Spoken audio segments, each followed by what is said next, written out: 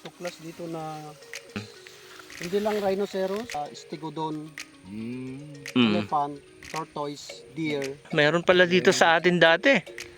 Hindi lang sa Africa.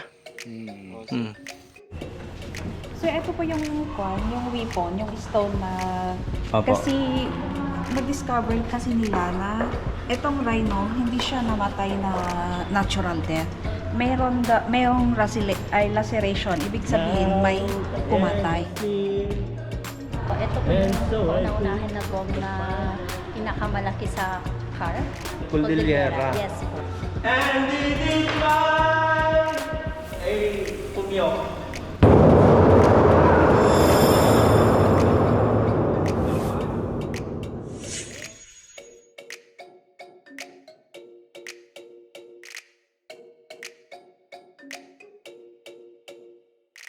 Good morning mga kapadyak! Padyak all the way! Welcome to Rizal, Kalinga. Thank you po. Okay. Good morning guys, dito tayo ngayon sa Rizal Kalinga with Uncle Dan. And natatanaw natin doon sa likod. Yan daw dati yung pinakamalaking gong dito sa Pilipinas. Papaorient tayo rin sa taga-tourism dito para alam natin kung ano yung history ng Rizal Kalinga. Marami sila ritong artifacts na nakikita nyo ron.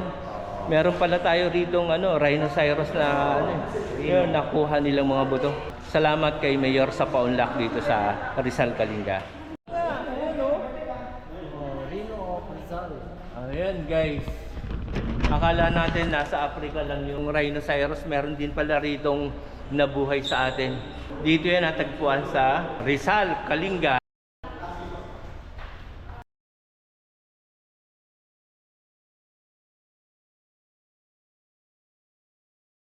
Guys, ito na yung mag-a-assist sa atin. Ma'am, ano pong name nila? Maya, sir. Si Maya and Princess po. Princess. Wow. Let it go, let it go. Oh, di ba yun yun? Hindi, joke lang. Tour na tayo dito ni Madam sa kanilang mini museum featuring dito sa Rizal Kalinga. Ayan guys, nakuha nila yung mga buto niyan. Yung rhino natin, sir, it was first discovered last 1935, sir. And yan na po yung information natin. Yung 1935, nung nag-discover. Yes, sir. Yung first discovered po. Yes, sir. Ito yung radius. Yun yung tinatawag natin na the other bone for the forearm. Radius po yung tawag, sir. Part ito nung rhino. Yes po, sir. Yung rhino po natin. Though, itong mga bones natin dito, sir, is replica na po siya. Yung totoong bones, sir, nasa National Museum na po siya. Kumbaga ito, kung ano yung nakuha o nahukay doon, Yes, yung sir. original Nasa National Museum na po. sa Manila. Yes. Ito, replica na. Yes. Etong part na to, ito pala makikita. Yes, sir. marker Nandyan na po yan. siya. Ito yan. Etong lahat na part na to, ma'am, hindi na nila totally nakuha ng buo. Hindi, sir. Yung itong bone na to, sir, ito yung part na dun Yan sa na lang. rhino. Yes po, Oo. sir. Dito naman, siya na yan. Yes Ayan po. na yan. Yes. More on bike vlog po ako, pero yun na nga, siyempre yung napuntahan ko, gusto ko rin i-discover kung ano yung meron. Yung rhino natin, sir, nahukay po siya sa may Green Hills, San Pedro, Rizal. Oo, Kalinga yun. po. Yung sinasabi Ito po ko yung sa- mga pictures natin, sir. Though meron po tayong archaeological site po sa may Green Hills, sir. Pinoprotect po yun ni National Museum, DNR. Basta yung mga line agencies po natin, sir, na... Pwedeng puntahan yon. Yes, sir, pwede. Yun. May marker. May Sana. nakabantay dun, sir. May security po Tama. tayo. Oh, Yes. pwede pala natin puntahan. Ito na, San Pedro, Rizal, Kalinga. Okay. Ayan, going destination na tayo, Uncle. Ito na, malapit na tayo sa site. Yearly pala pumupunta dyan yung mga archaeologists. Itong may flag na to, Uncle. May tao dyan. Meron.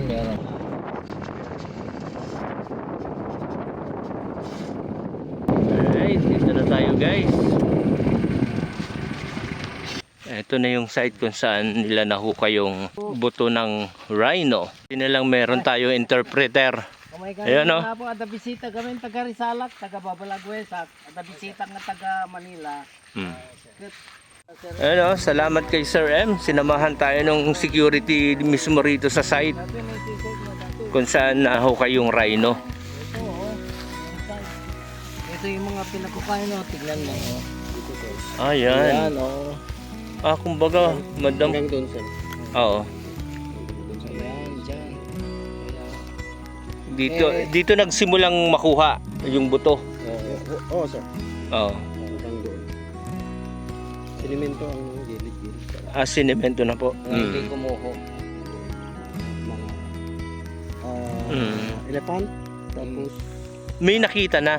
meron, sir. Incomplete pa. Buto pa lang ng elepante. Yes, sir. Pero yung nakuha dito sa portion na to, ito po yung sa... Complete fossils ng rhinoceros, sir. complete na yung nakuha dito. Yes, sir. At least napuntahan mo Ano yung sabi nung nasa sa munisipyo na parang part lang nung ano eh, nung rhino eh, nakuha Ayun. dito. Hindi, Oo. complete fossils. Ang nasa munisipyo is Oo. replica. Replica. Tapos part Oo. lang ng rhino ang nandun. So noong 2014 hanggang 2015. panahon ni Mayor de la Cruz. Nakuha na ano na, na kompleto. National Museum na. Masyado na lang ngayon sukal. Pero ang sabi nun sa amin ni Sir M, Councilor, kumbaga yearly may pumupunta rito mga foreigner para hukay. Wala pang schedule, sir. Last schedule is June, July. Umalis na sila, sir. Pero hindi dito ang actually may site tayo na hindi lang dito ang site. Apo. May new site tayo doon. Pero sakop pa rin ng Kalinga. Yung bundok na Mataas na yon. mataas na Sa baba nung mataas sa bundok na yun daw, pababa. Ano naman po ang nakita nila ron? Wala kayong idea? elephant po. Elephant naman. Buti lang elephant. Sabi dati ang tawag dito Elephant Hill nga ba? O yun na talaga mismo yun? Lahat dito, sir. Declared noong 1977. President Marcos. Kay Marcos pa. Oh, sir. Dati. 1977. Declare na to, sir. Government deklara na protected area. Government reservation. Yun, thank you, sir. Nasa papayin kayo yun kay kita antap no atamo istorya na dahil bisita mo na na. Kabalagwes, bro. Kabalagwes. Sige po. Bisita daw doon nagpo Manila. Nagapo kami. Paano ang schedule mo rito, kuya? Dito ka nakatira o ano? Dalawa kami, sir. Palitan. Saka night shift. Pero tiga rito ka na rin. Ayun guys, natatanaw natin dito. Sobrang lawak. Lawak, sir. Bali, Station 11. Station 11. Kumbaga, ang station, pagitan ng Station 1 sa Station 2 is more or less 1 kilometer. For example, dito sana ang Station 1. Oo. Doon na ang Station 2. Sa malayong yun. Malayo. Oo. More or less 1 kilometer. Hanggang Station 11 po. Paikot dito. Sobrang laki pala. Ang site ng National Museum. Pero ano po, open pa rin yung may mga nagtatanim dyan o ano? Hindi. Sa mga guys nang nagtatanim po, sir, is pwede nga mga magtanim ganyan ng malalim ng hukay. Ayun. Yan ang ayun. Marami pa po bang hinahanap o? Sir, may mga tuklas dito na hindi lang rhinoceros, stegodon, elephant, tortoise, deer. Ayun, sir. Mayroon pala dito sa atin dati. Hindi lang sa Africa. Yun, buti na lang sir, oriented ka nung ano. Alam mo yung sa tourism, parang ikaw na rin yung tour guide dito. Hingkay kita anta na sa papay ada bantay kaya ko na. Sir, SB. Isang money. Saka nag-donate ng yung board natin. Okay, nandun po, nag-paid na lang. Oo. Ito yung makita. Sige po. Marker. Oo. Sige. Ayan, sige po. Salamat. 35 yata. 53. Starting ng visit dito sa archaeological site. Green Hills, San Pedro. Ngayon guys, nakikita natin, sobrang lawak. Hanggang Station 11 to sir. So, sobrang lawak. Mabuti. Ano naman tong ginagawa na to sir? Ano na yan? President. Isa sa problema. Sa hindi bawal mo magpapalagay. Buwan ko siya. Kasi nga, building. Ang lapit dito. Sa site. Feeling blessed pa rin tayo, Uncle. Nakapunta tayo rito. Sa susunod na mga araw, may mga harang na tong lugar na to, guys. Ito yung security na orient tayo, and ito lang yung kubo. Sobrang tagal na nung signage, halos di na mabasa. Mismo first discovery yan dito sa lugar. Na-discover dito is 1935. First visit is 1953. 53. Tapos second visit is 1957. 7. National Museum excavation led by Jesus Peralta Robert Fox. 1971.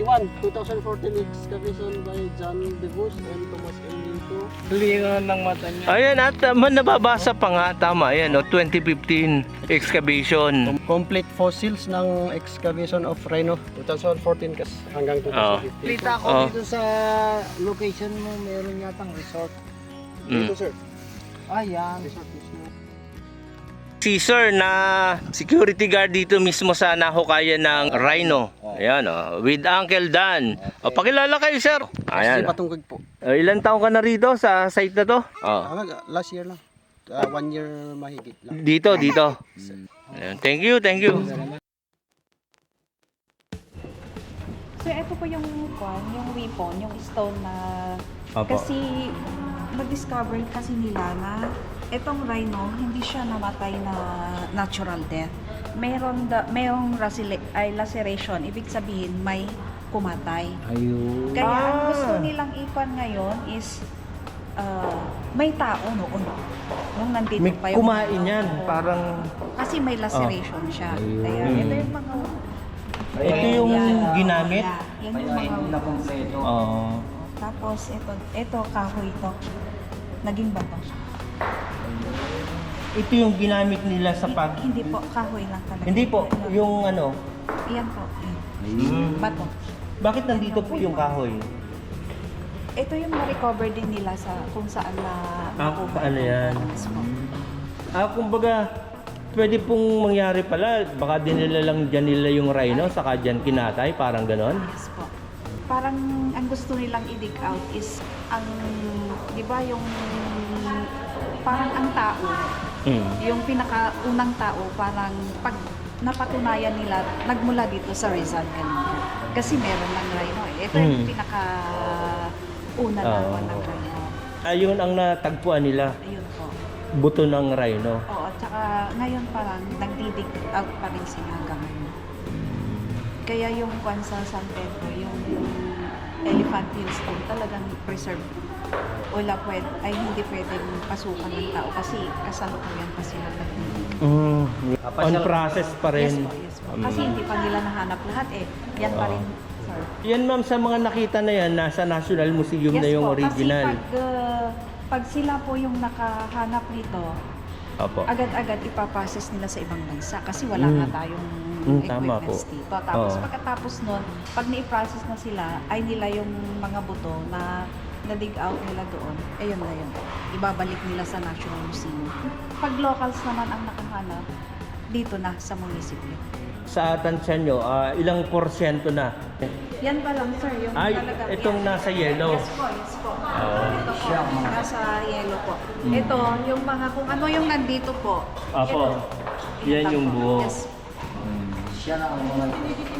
Pero ano na po yan, certified na ng ano, Yes po, nasa Ah, National Museum. National Museum. Tapos ito, dito siya. Dito nila nahukay. Yan po ang tinatawag nila na Elephant Hills. Ganito po siya, sir. Ito yung proseso. Talagang ito yung original. Ang gumawa niyan, mga Pinoy o foreigner na eh. Parang foreigner eh. Pinoy at saka Hindi. Foreign, oo. Yes po, yes. Yan, 2014 excavation pa lang nangyari. Tapos ganito po yung proseso niya, Finding sir. rhino. Hindi yung talagang dinidig out. Ginagano nila yung... Para hindi maliit masira lang kung- na- Para hindi magkapira-pira. O magkapiraso or baka Oo, pagpala ba? Galing, nandito pala sa atin. Pero yun nga yung findings doon, nagkaroon ng laceration doon Yes sa... po, meron daw. Kaya ang nakukuha nilang buto is portion. Yes po. Hindi kaya ma'am yung kabilang katawan yan ay nasa Africa pa para joke lang. Kumbaga padala namin dyan yung ano lang, kapirasong karne. Kaya lang wala namang rep nun eh, di ba? Oh. Kaya, Sir, kung gaano siya kababaw. Eh, ganito Oo. lang. Oo Diba nga. dito, sir? Yan lang. Mababaw. Ito makikita naman natin yung naka-red. Ito yan. Yun yung part ng rhino. O isipin mo yan, akala natin nasa bandang Africa lang meron ito. Oo. And guys, Philippines. Yan ang pinagmamalaki ng Rizal Kalinga. Rizal Kalinga. Na-claim ng Rizal Kalinga itong biggest gong. Yes ma'am, good morning. Ano pong name nila? I'm JB Maygiawan, sir. From... Bagbag, Rizal, Kalinga. Ma'am, paki-introduce sa amin kung anong na-claim dati nitong gong na to. Yan ba dati yung pinakang malaki? Yes po. Hindi pa naman po na-equal sa Guinness of Book of Record, pero ito po yung kauna-unahan na gong na pinakamalaki sa car. Cordillera. Yes po. Then yung mga tao pong gumawa po is sa Mangkayan Benguet po. Tapos yung mga tao po, bali naka-engrave po dito yung mga Pangalan. po. Kumbaga, Bali po ngayon po. saan po gawa ito? Sa Mangkayan Benguet po. Ayan, halos hindi makita. Naka-ukit. Naka-ukit. Ayan o, Mangkayan Benguet o. Ito, ang dami. Ito po yung mga pangalan. Regarding po dun sa paggawa nitong gong, kumbaga nauna talaga tong Rizal. Yes po. Bali nauna po ang nagpagawa ng Rizal ng pinakamalaking gong sa Mangkayan po. Mangkayan Benguet po. Ginawa yan sa Mangkayan. Yes sir. Ang nagpagawa, Former ex-mayor Marcelo de la Cruz sir. Actually, kasama po ako sa mga pumunta pong kumuha. Bali dalawa po Ayun, kaming babae. oo. Isang barangay captain po, Ma'am Imelda Makasadog and ako po. Bali dalawa po kaming babaeng sumama po. Nung ginawa po yan sa Mangkayan, kayo pa lang dito sa Cordillera ang nakapagpagawa niyan nung time na yon. Yes. Kailan na-claim ni Rizal Kalinga yun siya yung may pinakamalaki gong? Bali po ito, naiuwi namin noong po, February 10, 2015 po namin naiuwi itong biggest one po. Kayo ang nag-claim nun Yes. from 2015. Pero ngayon, meron ang nag-claim na mas malaki pa dyan. Tama Yes ba? po, sa Mangkayan. Kung saan po ginawa. Tapos sila na ngayon ang title holder ng may pinakamalaki. Yes po. May idea ka rin sa laki? Wala pa. Wala pa siya. Thank you ma'am, and sana ma-invite tayo ni Mangkayan para ma-compare natin yung laki. Yes. Si Princess naman ang magde-demo sa atin ito. Ano naman to, Princess? Ito po yung lawi, ito po yung male headdress nilalagay po dito pag may occasions, pag sumasayaw. Tapos, ito po yung ong-ong. Short stranded necklace po siya for women po. Ito sa lalaki, ang lalaki lang Sa yan. lalaki po ito. Babae necklace. Opo. Halos pareho lang po sila pero mas mahaba po yung pinakid. Walang necklace ang lalaki, yun lang ano. Pinakampalong. Yun lang lawi. Ayan. Ito po yung ginagamit na kapag sinusuot po yung native attire. Ito po yung mga accessories na nilalagay po dito. Sa babae po, tsaka sa panglalaki. Pag kami, celebration. Yes po. Ito po Inik- is inikikan. Inikpikan. Ano naman yung Ito inikpikan? po is yung antique porcelain po.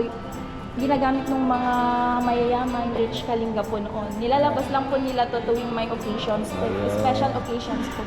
In short term, pang mayaman. Opo, pangmayaman. Ayun. And Then ito, liblib bungosi. pwedeng hawakan kasi Yes po, walang pwede po. ano. At takip ng Balanga. ano, banga. Oo, takip Then na. ito, Sandok. ang galing ng sandok, kailangan pa lang Sandok ng...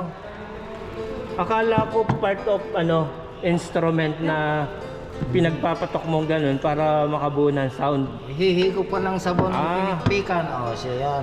Yan ba yun? Ay, hindi. Si Turnim. Yung liblib bungosi po is wala po, nadala po sa gym. Hindi pa po nababalik dito. Yung Anong jar- klase yan? Jar po siya, yung container po na pwedeng lagyan ng tubig po. Banga. Opo, Okay. parang ganun, yung mas Oo. malaki po. And then ito. Yung pag hinihipan mo, ano, tumutunog? Tulog po. Pwedeng itry to? Napuyot na. Tumutunog daw to eh. Tumutunog yan, pero kung hindi ka marunong, hindi mo kayang patunogin. Wala. Hangin. Sungay ng kalabaw. Wala, ano, puro hangin lang, hindi tayo marunong magpatunog.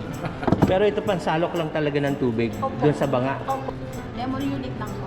Demo. Kasi maliliit. Maliliit. May version ito na malaki. Anong tawag dito sa inyo nito? Dalikan po. Ito naman si Kuya ang nakakaalam dito. Akala ko pang mayaman din, iba pala. Ito po sir yung inaiginan, yung binibigay ng mga lola-lolo sa mga apo nila para sa good luck. Parang punsoy ano to. Ito naman po sir yung mga headdress ng mga Kalinga tribe, ang lalaki sa pang babae. Alin dyan yung panlalaki, alin yung pambabae? Ito po yung pang babae po, kabungot po ang tawag.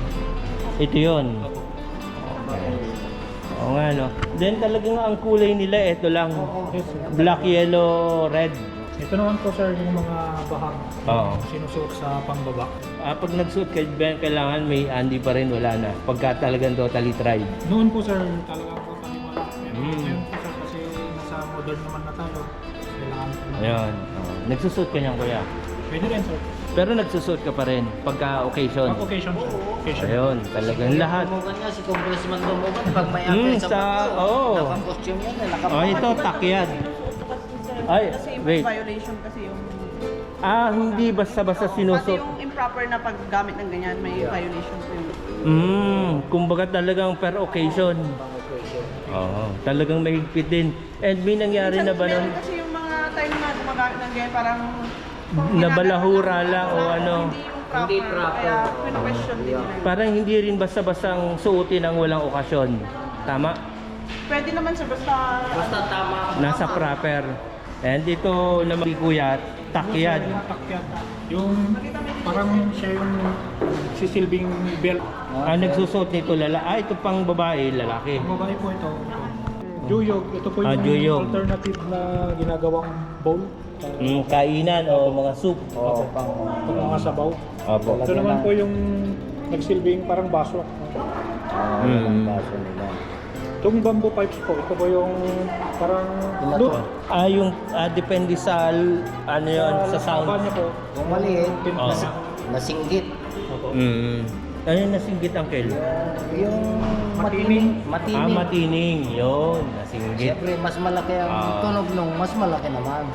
Ito, Kuya. Drinking jar po, kinuso. Ito yung baka rin na inuminan. Inuman. Labahan, tama. Hindi. Hindi ko alam. Ha? Laba. Lalagyan ng mga gulay kung pupunta ka sa palengke. Nakita ko kasi yung laba. Bagong Laba. ng gulay. Ang ibig sabihin, laba, Oo. Galing kang market, yung mga gulay-gulay. yung mga farmer galing sa bukid, Mm. kumuha ng mga gulay, dyan ilalagay, susunungin yan. Laba. Yung laba. Laba ang Oo. pronunciation. Yung ibang nagtitinda na nakalagay dito Oo. yung sa kanila naman is ang tawag doon sa amin bilao. Oh. Pero Iba yung ito, bilao, iba yung bilao. yung laba. Yung bilao flat. Flat po yung bilao. Okay, thank you very much. And pag pinali, eto na yung buong Rizal. Tama, Kuya? Ayan. Thank you, ma'am and sir, sa inyong paunlak sa amin. At least nagkaroon ako ng idea dito sa Rizal, Kalinga. Ayun guys, eto na, tapos na tayo. And maraming salamat, Rizal, Kalinga. Another milestone na naman ang Pajak all the way. Alam kong version ko na